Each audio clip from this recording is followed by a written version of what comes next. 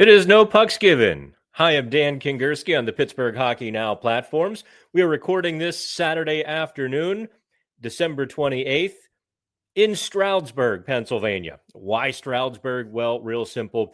I covered the Wilkes-Barre Scranton Penguins game Friday night. Bit of a slobber knocker. Lots to report and talk about from that. Also, we've got Penguins Islanders Saturday night. So I have to get into Long Island, which I'm so looking forward to, and then get back to Pittsburgh for a 5:30 Sunday puck drop. I don't know what the schedule makers were thinking, but Stroudsburg seemed to be the point that made sense. And more importantly, I don't waste your subscription dollars on things like comfort.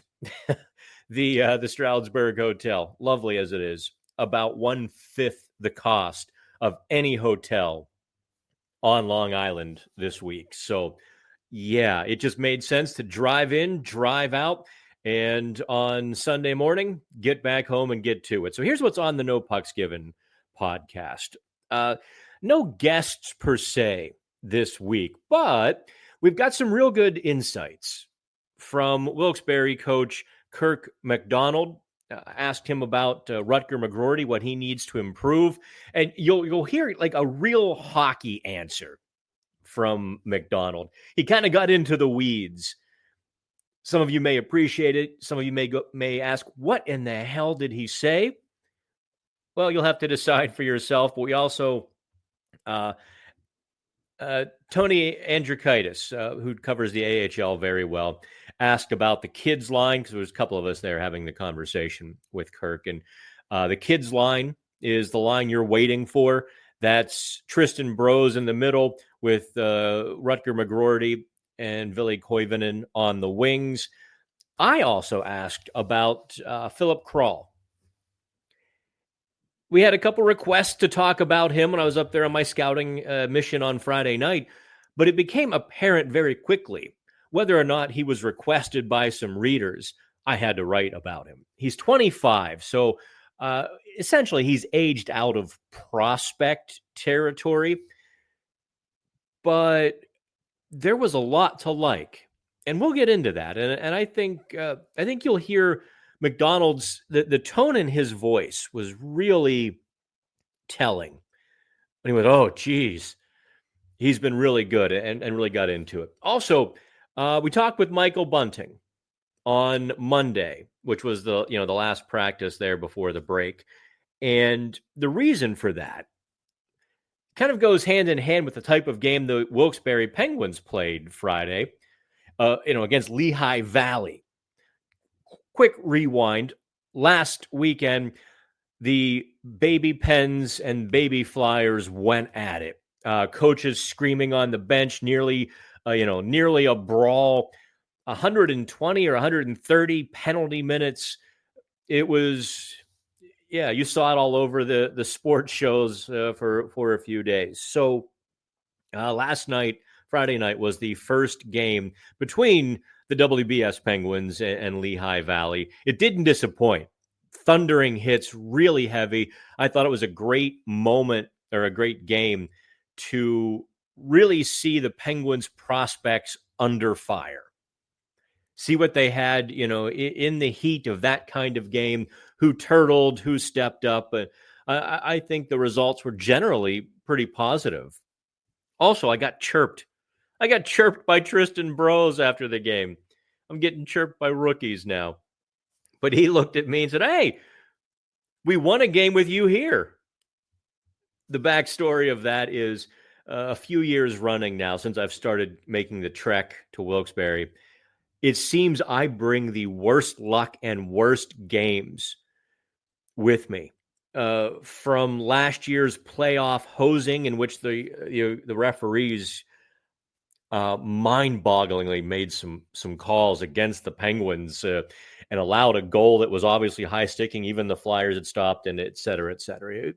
They lost both of those games. I showed up earlier this year in Wilkes-Barre, December 5th or 4th, whatever it was, and they just got boot stomped again that night too, like 6-1. And I was trying to think of some positive stuff to ask the guys. So I basically, asked a couple of cheesy questions that night and showed up at practice the next morning to really have a conversation. But the boys learned of the curse, the Kingerski-Wilkes-Barre curse. So, but talking to Michael Bunting on Monday and how that's germane is last Saturday, the New Jersey Devils wanted to kill Bunting. And I mean, they were seeing red. Stefan Neusen was a charging bull. Anytime he saw Bunting, he was going after him. And the defenseman whose name I immediately drew a blank as Brendan Dillon was, ready to make a shish kebab out of him with the nearest stick. They were even in the locker room after the game. I was talking with James Nichols, our New Jersey HockeyNow.com reporter, and he was like, man, they really wanted a piece of Bunting. So we talked with Bunting about that. We got Michael laughing, and so I think you'll enjoy that little bit of a couple minute conversation before he and I chatted about some other stuff. We've got the first 2 minutes about the physicality in the game. So let's get the first topic we want to get to today, though, is the Penguins and the second half of the season. Once you turn the page into the new year, I think it really does kind of springboard into a second half, even though they're going to have 5 more games so they get to that literal point. We can begin to have that conversation about what's going to happen in the second half. Now, the Penguins are the top seed in the Eastern Conference, not in a playoff seed. That's kind of important because it means it puts them ahead of the New York Rangers, ahead of the Detroit Red Wings, and some teams that you kind of expected to be in that playoff hunt. I mean, the Flyers are kind of bubbling around there, a couple points behind the Penguins. The Sabres are basically out of it at this point. You don't lose 13 in a row. The Sabres are last in the Eastern Conference. They would have to jump 8 teams unless they went crazy. That's not going to happen. But the Penguins are right there, 1 point behind Ottawa, a few points behind Tampa Bay, although the Penguins have played more games. But the Penguins are only 6 points behind Carolina for third place in the Metro. And I say only 6 points because when you've got 45 games, as I record this, and some more games coming up against Carolina, it's not out of the realm of possibility. Thus, it's worth discussing. Now, I know that makes some of you mad. The Penguins' winning streak being 9-3-1 in their last 13 games makes some of you mad. I get it. I can't help you on that. All I can tell you is suck it up, Buttercup. Your team is winning. It's not the worst thing in the world. And just losing now doesn't accelerate your rebuild window or the next Stanley Cup. Ask Toronto about the next Stanley Cup. Ask Montreal about the next Stanley Cup. Or I could go down the list of the teams that have never won a Stanley Cup. So try to, lighten up, Francis. Now, let's talk about the second half here, or what 2025 will bring for the Penguins. Here's the deal. If they kind of keep this 500 pace, ups and downs and all of the stuff that's coming, and in the next 45 games, they go 20-20-5, they wind up at about 82 points. That's no good. That puts them probably close to around 10th in the league. And, in the lottery with maybe a chance, a long shot chance to get the first overall pick, but probably pick around 10th to 12th. If they win a few more games, they're not going to keep up this 9-3-1 pace. It's a little untenable even for the best teams in the league. But let's just say the Penguins go, instead of 20-20-5, let's say they do 25-15-5. Yeah, now that puts them at 92 points. Entirely possible to be in the playoffs at that point. And that's not squeaking in. If you go 25, 15, and 5 in your last 45 games, that's not squeaking into the playoffs. That's making a little bit of noise. That's announcing your arrival when you get there. I don't think that puts them in the first wild card, but that certainly could eclipse Ottawa as the second wild card. There's also some questions about the Atlantic Division. What about Boston? Boston has kind of gotten hot before the break, but they were completely sputtering. I don't know what happens with them. So, untangling all of it. The biggest question is not, I don't think, for the Penguins. I think they can easily go, shouldn't say easily, they can go, let's call it 25, 15, and 5, is what happens with Kyle Dubas when the team is marching. I still think Marcus Pettersson is a goner, although, boy, you kind of want to sign a guy in his later 20s unless you get that late first round, early second round pick for him, plus a solid prospect. If the market isn't great for him, put his name on a contract. I don't think that's out of line. And to be quite honest, the other trade bait, contract expiring that probably had some trade value, Drew O'Connor hasn't scored since October 18th, and he's probably done more to sabotage his trade value than he had to enhance it with a pretty good first month of the season. There are some other, expiring contracts, Cody Glass, Anthony Beauvillier, I believe P.O. Joseph as well. But the Penguins just acquired P.O. Joseph for future considerations. I can't imagine they get much more for Cody Glass, for Beauvillier, who, again, great start to the season, hasn't scored since the 8th grade picnic. So the Penguins very well might be who they are for the rest of the season. I suppose the only question about the roster would be, if they trade Marcus Pettersson, can P.O. Joseph carry the load? Can he step in and fill that void? Oh, I guess I also I failed to mention Matt Grzelcyk. I've assumed Grzelcyk was kind of ride or die with the Penguins the entire season, so I kind of out of sight, out of mind. But he would also have some value, and if P.O. Joseph continues to play as he's played in the first couple of games with the Penguins, now you start being able to have some options if you're Kyle Dubas. And I can almost hear the Twitter intelligentsia saying they should trade Jari and Ryan Graves. Well, you can't, so moving on. I would, if I had to predict, held me, by my ankles over a balcony from the 20th floor and said, predict the Penguins, season. I do think they go a lot closer to 25, 15, and 5 than they would to a subpar record. I think that the kids are not going to be fazed or dissuaded by some heavy-duty trades. I also don't think they're going to trade Rickard Rakell or Brian Rust in season, especially if they're in playoff contention, for the simple reason, you can do that in the summer when there's more teams to bid, unless somebody comes to the table with a bag of cash. And I don't mean literal cash. I mean prospects, players, a deal you can't refuse. Don't do it. Give Sidney Crosby this shot. Because I promise you, get Sidney Crosby on the dance floor and you're going to see that guy who dominated the New York Rangers in 2022. You're going to see that team.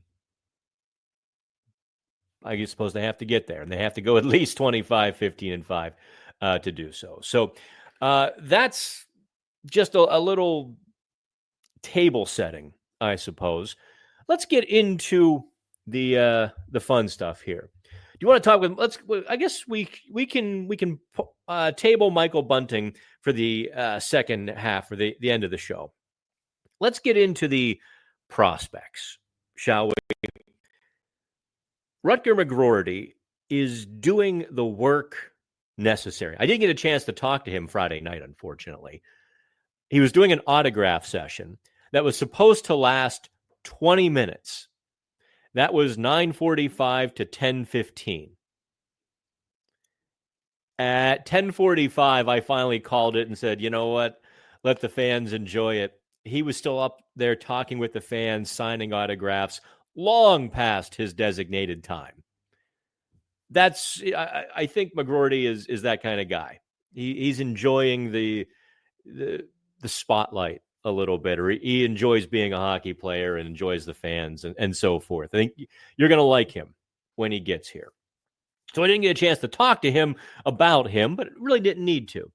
We did talk with Kirk MacDonald about McGroarty, the kids line, Philip Kral, and I will forewarn you, MacDonald likes to backtrack in his answers. There's a couple sly little jokes he peppers in too, if you're not paying attention. So it's about 5 minutes. Philip Kral is at the end. He's the last 45 seconds. And really, the breakdown on McGroarty begins at about 3.5. So if you really don't care about the line or the team, you want to just jump to the McGroarty analysis and Philip Kral, skip ahead about 3 minutes now. Otherwise, here is MacDonald. We got on the wrong side of it in that first shift or second shift, whatever it was, and they got one. Happens. I thought our response was good. You could feel break, no practice or for 4 days, pregame skiing, you hop into a game, you could feel the momentum. To me, I felt like our puck play and everything as the game went on got way better. You're off for 4 days, God knows what they're doing, but having a good time, but not at the rink. And they did a good job managing the game early. And I felt as the game went on, our puck decisions got a lot better. We started to possess a lot of pucks. I didn't feel like there was much of a threat coming from them. Like, they did what they did. They whacked the puck at the net, and they got lucky, on their second goal. And that's how they're trying to win games. And, we're going to try and win games that play in the right way. And, not worried about luck. We're just trying to play the right way, and usually that ends in a good result. The kid line seems like they're generating a ton of chances again tonight.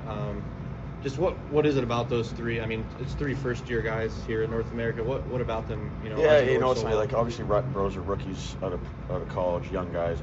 Rut's really young, and then Broz they're all young guys. But it's funny. It kind of related back to junior, where this is the time of year where the first-year guys, it kind of starts to click for them. And not that they haven't been good, but it's when that first-year guys start to take it to that next level, and you can kind of feel it to me that Broz, those face-offs he won late in the game. The offensive stuff, awesome. Rut, it's like Broz needed to get better on the defensive side as a center early in the year, and he's really worked on it where Rut's offensive game wasn't quite there. And now they're both kind of coming together on both sides of it at the same time, and to me it was outstanding. Late in the game, they're blocking shots or winning face-offs, but now they're creating that offense too, 2 elite goals, right? Stuff we've been working on, talking about, and they did a great job. So, and Ville too. Ville, power play guy, his vision is outstanding. All 3 guys, and it seems like there's a little bit of chemistry there. Obviously, at this level, the lines change by the day. It might be different tomorrow. Who knows? But they're bringing a lot to the table, all 3 guys, and it's just outstanding by every guy. With Rutger getting kind of close, it seems like he is adding those layers, like you said. What's maybe one thing he really wants to polish up to get to that next level? I think just making that next play. And what I mean is in the offensive zone, and they maybe could do a good job on the entry, but then it's you got to make to really start creating offense. It's you have to make one good play and then the next. It's if you kind of watch a game, if 3 good tape-to-tape passes happen consecutively, something really good happens for the team that makes it. They're not banging it off the wall or whacking a puck around. 3 consecutive tape-to-tape passes in a hockey game, it actually doesn't happen that often. And when it does, good things happen. And that's, to me, kind of, I'm not saying that about Rut. He can't make all 3 passes, but it's now that next play is starting to happen more, right? That line rush goal, to me, the next play for him there was entered off the rush. He got middle. The next play is, do I shoot it? Do I make that play to Broz? And the read to get it to Broz, no. NHL shot there. But like now that read and making that play back against the grain where he sucked 3 guys to him, that's that next play for him there, right? The first play is the zone entry where he possessed it, then that next one, and it's coming. Like there's always there, but it's just like the American League is a hard league, like, and everybody kind of at times poo-poos the minors, but you know, you can see it time and again that it's a really good hockey league, and it takes time to adjust no matter what league or where you came from or what you've done. Oh, go ahead. How do you feel your goaltending duos progressing this season? Oh, they've been great. Like, you know, like Lars has earned 2 back-to-back starts here, or back-to-back starts. And great job by him. Obviously that shutout in Hershey, and then late with the penalty kills, the one late in the second, he made a couple great saves, and you know, he's starting to push Bloomer, and I mean that's healthy competition where, you know, Bloomer's obviously been an outstanding goalie at this level. He's proven he can play at the NHL level. And when you have both guys doing great things, you know, it's you know, that internal competition is healthy, and it pushes both guys to be better. And, you know, Lars was great tonight, and no doubt Bloomer's going to be great tomorrow. Are you day-to-day upper body? What happened there in the Oh yeah, just took a high flip off the head. And, actually, I thought I'd need stitches, but nothing. So all good. Head bleeds a lot, but you know, whatever. How about Philip Kral? Any worry about long-term? No, he got a cut. Like he was ready. They put a cage on him and was ready to go, and he's not really a, you know, 6-on-5 when we're down. He's the first guy over the boards, him and Mac, and then when we're up, he's usually probably not in the rotation, right? He doesn't kill. So he was ready to go. It just takes a while to get stitched up at times. To him on the ice, though, it looks like he's really bringing, you know, an assertive puck-moving presence, some really good speed back there for you. Yeah, I mean, Crawler's been outstanding since, I would say the last month. His game's really clicks. Competes really hard. He's better defensively than he probably gives himself credit for. But his offensive reads, his ability to jump in the rush, like him and Mac have been a dynamic duo when they're on the ice together. Even tonight when we're short staffed back there, I thought he did an outstanding job with how he possessed pucks and created offense, and just he's been great. Cool. Thank you. Thank you. All right. That was Wilkes-Barre Scranton head coach Kirk MacDonald. A couple of things you probably, wait a second. Let me tell you about the third period on Friday night. The final couple of minutes. Really, the Penguins' prospects shined. Tristan Broz wins a couple of huge defensive zone faceoffs in the final minute. Rutger McGroarty blocks a couple of shots, a couple heavy ones, actually. I'm not sure if he actually got credit for 2 or 3 shot blocks. Doesn't really matter. It's the fact that he's in position. He's doing the dirty work in, you know, that game, that stage of the game. So there's that. And McGroarty did set up Broz for a really spiffy goal. I mean, he kind of got the puck at the blue line, stepped right through the middle. The defenders converged on him, so he cut toward the left circle. As the defenders cut toward him, he wheeled the pass back to the right circle, Tristan Broz. I don't know how he saw the seam, or he just anticipated everything perfectly. Broz snaps a pretty solid one-timer past former NHL goalie Cal Peterson. And, you know, at that point, Wilkes-Barre was up 2-1. So it was a very good night for the Penguins kids. I think I mentioned this before. Use coupon code DAN10. Hop over to PittsburghHockeyNow.com. You can subscribe to PHN Plus. You support these crazy trips from Wilkes-Barre to Long Island to Pittsburgh, and you keep us on the road, and you keep us going with those subscriptions, and you allow me to do a lot of the scouting stuff and the extra stuff that I really like to do, and I think, you know, I hope you find a lot of value in that. So, with that having said, I think we can button up the prospects. You're going to see Rutger McGroarty this season. I don't know if you're going to see Tristan Broz this season. There's a chance. They have him playing center. They're really working on his 200-foot game. That kids line had a couple of sort-out issues. And I think most of you who listen to the podcast anyway know what a sort out is. When you're tracking back to the defensive zone, everybody knows who to grab, where to be. That kids line had some sort out issues, and they left some phantoms wide open. A couple of times, maybe 3 times through the course of the game, but that was 1 post, 1 good save, and 1 near miss. In fact, there was some question if the good save also hit the post.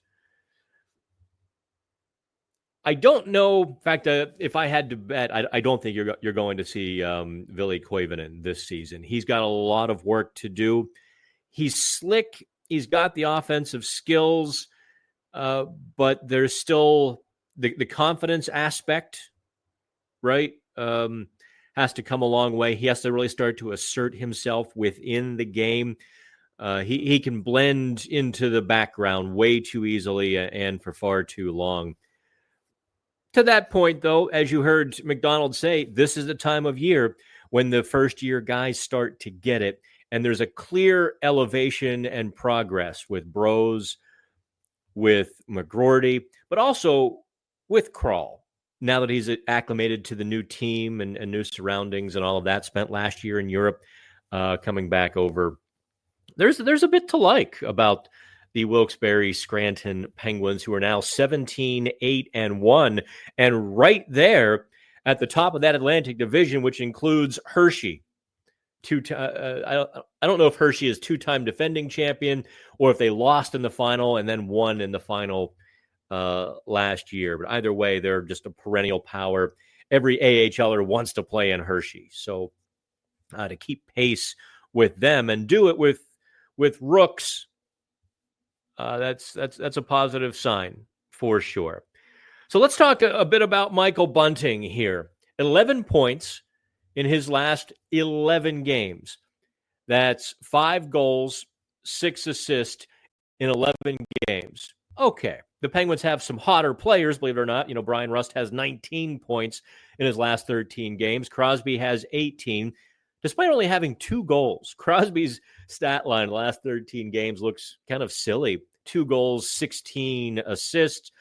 Ricard Raquel also has 17 with 9 goals and 8. You're like, okay, there's the Penguins offense. But Bunting is chipping in, both from that third line where he was, but also with Evgeny Malkin. And I want to talk about the Penguins lines, because here is where the problem lies. And that is the Penguins are kind of 1 top 6 forward short. Drew O'Connor is going to play on Evgeny Malkin's right wing Saturday night against the Islanders, which I better actually kind of wrap this up in the next 5 or 10 minutes so I can actually, allow 6 hours to make a 2-hour drive. The thing about the Penguins' middle 6 is the third line is now centered by Cody Glass, at least for a day, with Beauvillier, Glass, and Tomasino. Tomasino had a nice start. He's working on his game, and the Penguins know that. Kyle Dubas freely admitted, I think, on the TV broadcast the other night, that before he got Tomasino, he asked Mike Sullivan, hey, do you have the space for this kid to get some runway to work on his game? Sullivan obviously said yes, because Mike Sullivan hates young players, don't forget. But Glass is an analytics guy. He elevates the players around him significantly, actually, by the numbers. But the overall production isn't necessarily where you'd like it to be for Cody Glass. And Beauvillier has also generally gone pretty cold. So if you want to be more competitive, you look at, those 4 forwards, O'Connor, Beauvillier, Glass, and Tomasino, and you're trying to make something out of a middle 6, including Michael Bunting and Evgeny Malkin. If Dubas has an acquisition to make, there is where it could and definitely where it should be. But we talked with Bunting about some happier things, namely the Devils wanting to kill him.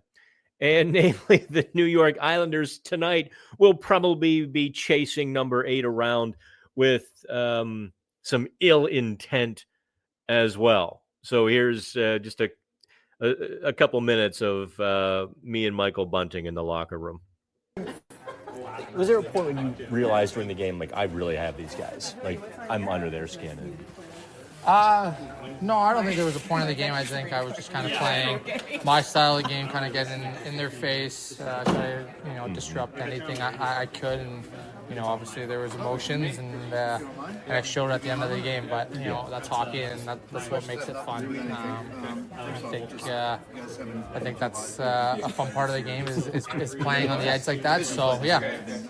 There's less fighting in the league, obviously, than there used to be, I suppose, and less fighters as well. Yeah. Does that change how you agitate? Is there a different line than maybe there was when you were coming up through juniors and early in your career? I think I play the same, like, all the way since junior. But, I think every night you gotta, like, with the way I play, I gotta know that they're probably wanting to drop the gloves with me or at least get me in some way. So yeah, but you know what I mean. Like I don't change my game. I play no matter what, even if there is a big fighter on that team. Usually they try to come at me, but that's my game. That's how I played forever. Is just kind of on that edge, and I gotta know when to toe that line and not go too far. Now, I don't want to bring up bad numbers. Obviously, the start of the season wasn't great for you, but you really turned it around and started to put in the points and contribute offensively. I mean, how much more fun is that? Was there a change you were able to make? Was there something specific like, oh, I need to do that, and you've been able to do that? Yeah, I think the start. I don't think it went well for a lot of us in here. Obviously, the run that we had wasn't a good one, and but you know what? Individual success comes when the team's having success, and I feel like everyone around here in this room are starting to have success, starting to put up points and play a little bit better. So yeah, that's natural. That comes, and yeah, like I said, I don't even want to look at that start of the season anymore. I want to keep building off of what I've been doing and what I've done in this league in the past. I've been able to produce every single year, and that's what I want to continue to do. Those I don't know, what was it, 18 games? They're in the past, and I don't want to ever look at them again. Thank you very much. Yeah. All right, that was Michael Bunting, who never heretofore shall never look at those first 18 games again. And I think he's erased those pretty well, and I think he brings a little bit of a dynamic to the Penguins that they don't have, a little bit of a pot stir. That was the nicest way I could ask that question of him, though. He being the agitator, but the Penguins having nobody except Marcus Pettersson, really. And you don't want Marcus Pettersson fighting, but Pettersson has been the guy willing to drop the gloves with the heavyweights. The Nick Delorier, the Tom Wilson, who am I forgetting? There was another one. Was it earlier this year that Pettersson was going to scrap with a heavyweight? And I said to him, geez, you can fight smaller guys once in a while. Bunting does have to be a little bit careful. Of course, there really aren't a lot of fighters in the NHL anymore either. That was part of the question too. You say, oh, the Penguins need this. Well, most teams don't have that guy that can, drop the gloves and go bare knuckles and intimidate anybody. Very few teams do. And even the teams that do don't play them very often. You just, you can't go with 5D and 13 forwards anymore and have your fighter just sitting there as, the lonesome sheriff on the end of the bench waiting for his opportunity to go crack some skulls. It doesn't work anymore. And you can't give up a solid defensive fourth line like the Penguins have. I mean, realize, I guess I'm talking to the Penguins need a tough guy crowd that I see frequently on the comment section and such. You're not going to take Blake Lizotte, Noel Acciari, or Matt Nieto off the ice or out of the lineup, really, because those are the three guys who have elevated the penalty kill into your top 10. That's goals. Like, that's preventing goals against. Those are the three guys that Sullivan has now adopted as the after goal trio. Unless Sidney Crosby's line scores the goal, unless another line besides Crosby's line scores the goal. After Crosby scores, you see the fourth line come out to protect that lead. Now, if another line scores, you might see Crosby or you might see that fourth line, but that's it. You're not seeing Evgeny Malkin go out there. You're not seeing the third line go out there after a goal. And lo and behold, the Penguins have largely solved that unbelievable curse that they'd put on themselves of allowing a goal within 90 seconds of scoring a goal. A fighter doesn't help you with any of that, and it actually hurts you with some of that, unless you can find a way to get Tom Wilson out of Washington. There aren't many of those guys who really play hockey very well. So that's going to put the wraps on this here little no pucks given, because, of course, I don't really give a puck. I'd love you to join us on PittsburghHockeyNow.com, PHN Plus. We're going to have more content from Long Island and whatever else I can squeeze in there, whatever else kind of content you would like. We're a full service, but also a catering sort of media brand and company. I always have a lot of fun doing these. Any suggestions on topics you want to dive into, either for me or for Coach Francis Anzalone? He kind of loves to get into the nitty gritty and the chalkboard stuff like that too. So check out the YouTube page with all of that too. All right. It's available on Amazon, Spotify, Apple, and YouTube. Download them all. Please and thanks. Subscribe so that you get notified of the new downloads and they download automatically. It's been a pleasure. It's always fun. You have fun. I'm Dan Kingerski on the Pittsburgh Hockey Now platforms.